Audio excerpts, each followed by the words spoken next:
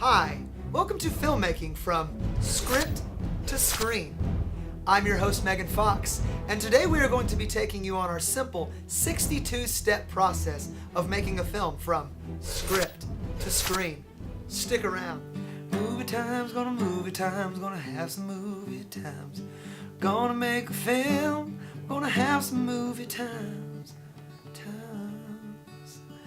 Oh, movie times, forgetting movie times. Don't get screwed by the banks and distributors, they will screw you a lot. Hi, welcome back. My name's John Johnson, but you can call me Vicky. The first person we're going to talk about in the process of bringing your film from script to screen is the producer. The producer handles your distributor, your investors, your insurance, and your completion bond. Now, a completion bond, as we all know, is not when you hang out too late with Paris Hilton and you're doing coke on the sly with Screech from Saved by the Bell. No, that's a bail bond, and that's something we're going to talk about later. We're talking about a completion bond. Now, one thing the distributor does that most people don't realize is that the distributor handles most of the marketing for your film in print ads, billboards, TV spots. It is their job to get it to the masses in any aspect possible. So when their date comes for theater, it's a huge showing, as in Titanic or Twilight.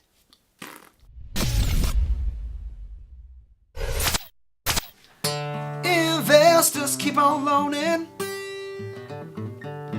money now to make my film, giving me cash to make my production. I need a crane cam once again, and I think it's a sin. Hey, sweet home, my investors. Well, the skies are so blue and the cash is true.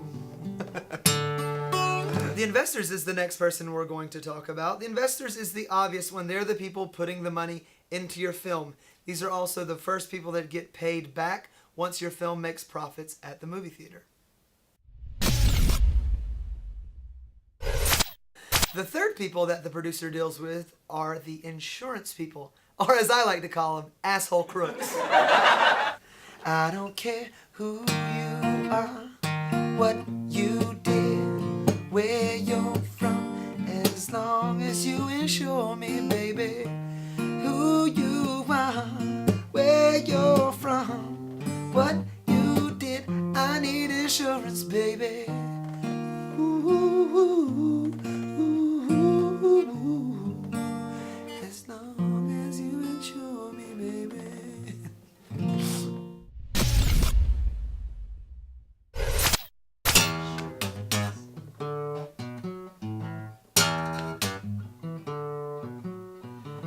Completion bond, taking the easy way out now.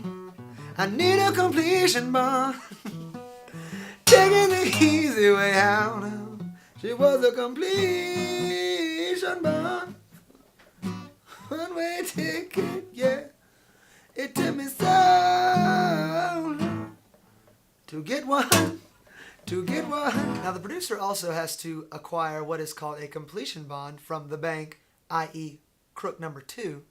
A completion bond is the bond that the distributor holds in case that the film doesn't get made all the way or it flops, and they retain all the rights and monies that they have made.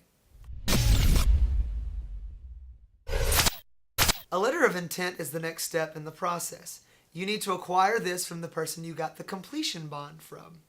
You will take this, give it to the distributor, and they will unlock your funds so you can start your movie. Carry mine, no you can read my letter of intent. It's only for the banks and distributors. Carry mine, no you can read my letter of intent. It's only for the banks. Can't read my letter of intent, can't read my letter now. Can't read my letter, mama, letter now.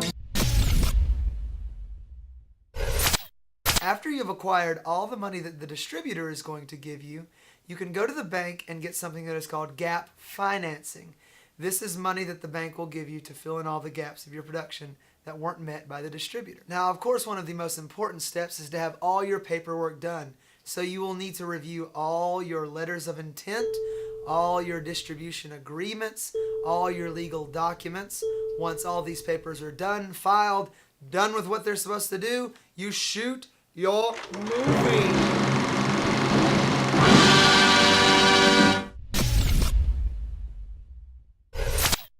Welcome back. My name's Rick Ross, and I'm the biggest boss that you have seen thus far. After you've completed your movie, the next step is to go back to the distributor. The distributor then distributes your movie to the theaters around America, and hopefully you have a success.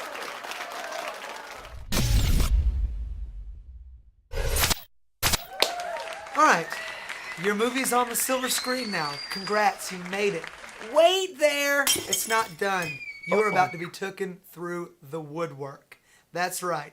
They're going to drag your ass out behind the bushes, take your pants down, and rape your tender ass now. Because all the money made is going to other places. 50% of what you make at the theaters is going back to the distributors, back to the banks. All the loans you took out must be paid in full. The theater themselves will take 50%. That's right, and you thought $19 popcorn was bad. No, they're taking 50% of your film. So, once everybody is paid, you receive what little profits are left. And unless you've made a movie like Twilight and then wrote the book before that, you're not going to make shit. So your movie has been playing in American theaters. That's great. But the distributors will also syndicate it. They can syndicate it in foreign markets. They can syndicate it on TV. They can syndicate it wherever they like, wherever they can make money.